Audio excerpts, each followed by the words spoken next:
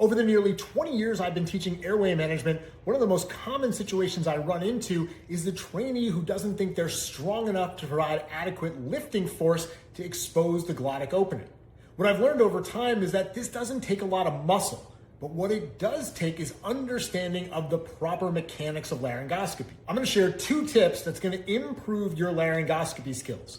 Number 1 is being mindful of where you're holding that laryngoscope handle. I see a lot of folks that grab it at the distal end of the handle, but this actually gives up your mechanical advantage. It makes it much more difficult to actually provide the amount of lifting force that's necessary. Instead, you want to choke up on the handle and hold the handle close to where the blade is meeting it. This is going to increase your mechanical advantage, making it much easier for you to provide the adequate lifting force.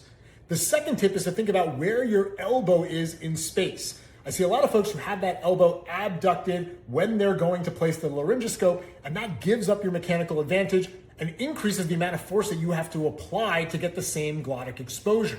By simply adducting your elbow in, you get that mechanical advantage back, and it is much easier to provide lifting force. So there are 2 quick tips to improving your laryngoscopy skill focused on mechanics. Remember to choke up on that handle and make sure that your elbow is adducted. That gives you increased mechanical advantage. It's going to make your laryngoscopy much easier.